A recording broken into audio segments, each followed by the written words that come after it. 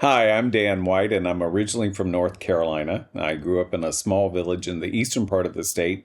There were about 400 people where I grew up. There's still about 400 people now.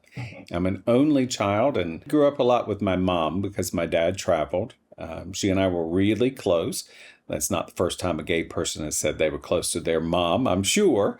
I do remember that around the time I was 7, I began to find an interest in boys, but it wasn't a sexual thing. I have a lot of friends who said they knew early on who they were and what they wanted. I was not that way. I like to tell people that I had little rose-colored glasses, that everything I looked at was so cute and pretty. I am fortunate that even though I think I was probably quite simple and very easy target, I am very, very fortunate that I was never a target as a child. I remember kissing a girl in the 3rd grade and thinking that, oh, this is nice, but she's my friend. One thing is, I did know that boys were very cute to me, and I enjoyed being around them. Yet at the same time, I was petrified of them because I knew how I felt. And truly, I thought I was the only one in the world. I didn't think anyone else thought the same things I thought. I didn't have male friends or female friends who identified as LGBTQ+. I didn't understand what that was. And I just thought I was the only one who thought those things. So it wasn't like I had influences. I would imagine someone at the private school I went to was gay. Yet again, I did not know that. It did turn out that our music teacher, who was married with children, later became Mr. Gay North Carolina. So there was at least one other person who was gay at the school.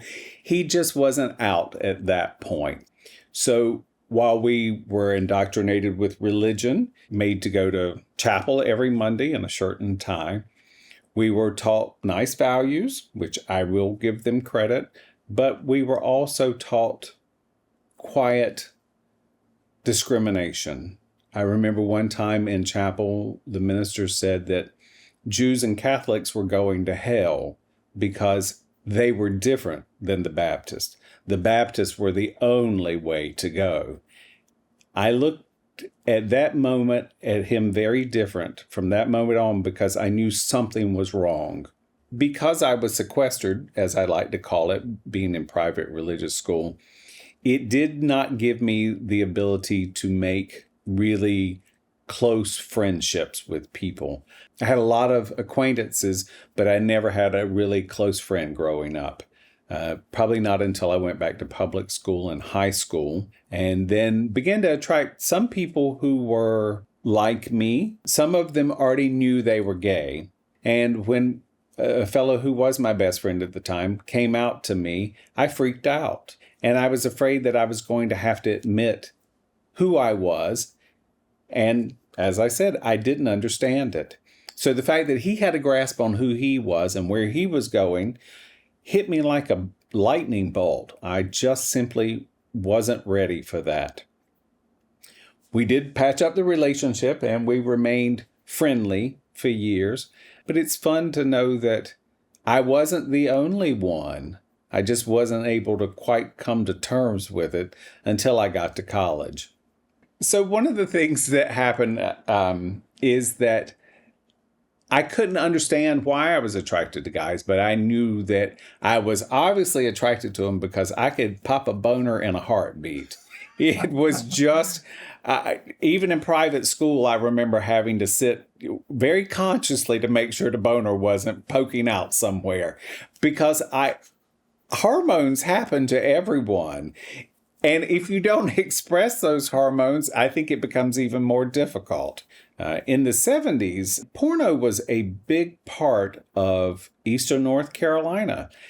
I grew up in a household that nudity was highly forbidden, and most of the people around me had the exact same experience. So it wasn't like a whole bunch of boys went down to the mill pond and went swimming in the nude. That just simply never happened to me. So I had to sneak a peek at the male nudes. And as I said, Eastern North Carolina was pervasive with porno, so I saw quite a bit of the male nudes. You could hide the Playgirl inside of Popular Mechanics or what have you, but it was a way for me to see nudity and to see what other people looked like. For my friends that had playmates early on, they got to experience that. I didn't get to experience that because I didn't have that. But it was a way that I got to see what someone else looked like, and it did fuel my attraction to men. Yet at the same time, it wasn't a fuel that I acted on, not until I got to college. And then it was a wonderful thing. It was as if the sky opened up, the birds sang, and the bells rang, and there it was. And that was a really wonderful thing. My life as a gay person didn't really start until I was in college. I didn't have any kind of romantic relationship until I was just before 19. I did not start early. I was a little late bloomer.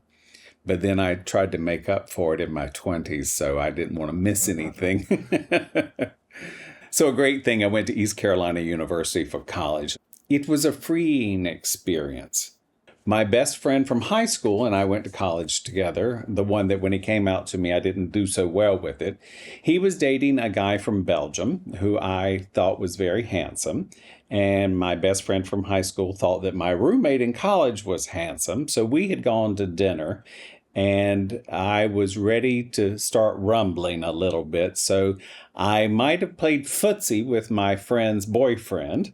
So my first sexual encounter was a foursome. I started out with a bang. I didn't start with romance and a candlelit dinner. No, we started with a four-way. I might have been a busy beaver. So a threesome and a foursome is not out of the ordinary for my life. I enjoy life. Then it was a year before I had sex again, and then sort of normaled out a little bit, whatever normal is. So I came out to everybody on the earth except my parents. I was late coming out to my parents. They were divorced by that time.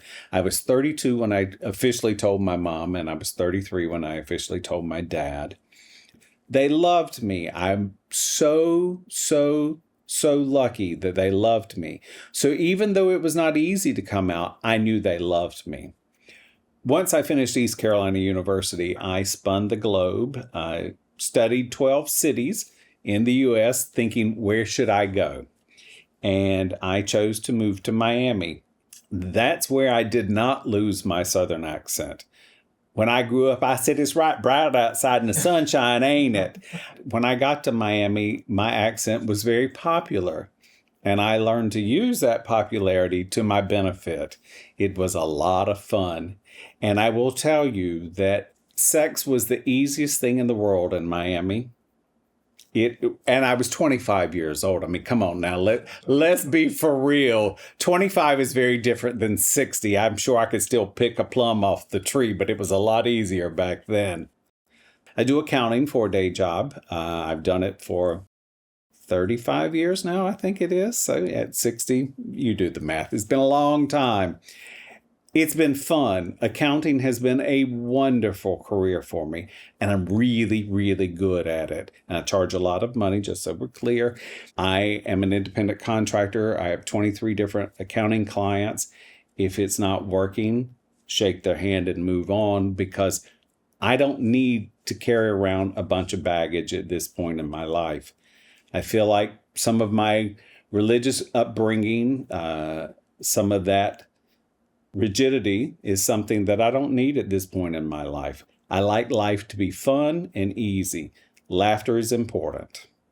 At the beginning of 2020, some friends of mine and I created Queer Magnolias podcast. And then last year in 2022, I created a separate podcast called Out with Dan. And I interview LGBTQ plus authors and allies, or authors who include LGBTQ plus characters. I have always read a lot, and I get to now interview the authors that I read. It goes to prove to me that I have value at this age. I have creativity, I have drive, and I'm doing something I really want to do. I found that I liked living on my own much better than having a roommate situation. I've not been in a relationship of any sort. I've had some flings, I've had some repeated drive-bys. I've had a few months with this fella and a few months with that one, but I've never had what a lot of my good friends have had, which is a loving relationship or a long-term relationship. And sometimes it's a long-term and a loving. Sometimes it's just a situation, but it is what it is. I, however, have been single, and it doesn't bother me. Every now and then think it would be fun to have a partner, but then I'm not really sure. I've been this way my entire adult life, and I'm okay with that. Maybe there isn't someone else for me. That's not a bad thing, because I'd certainly rather have no one than the wrong person. Being in a relationship with the wrong person must be hell. It's got to be torture. I don't want that. I'd rather just be single, with a drive-by every now and then. I may never ever, before I die, learn what would please me, what would pleasure me. It may just be my lot in life. Or at 62, I might find, Jesus Christ, is that amazing? And this is what I've been missing out on. I don't shut off the possibility, but I'm also a realist. May or may not happen, but I'm possibly willing to stick my hand out from under the rock to figure out, could it happen? Stay tuned.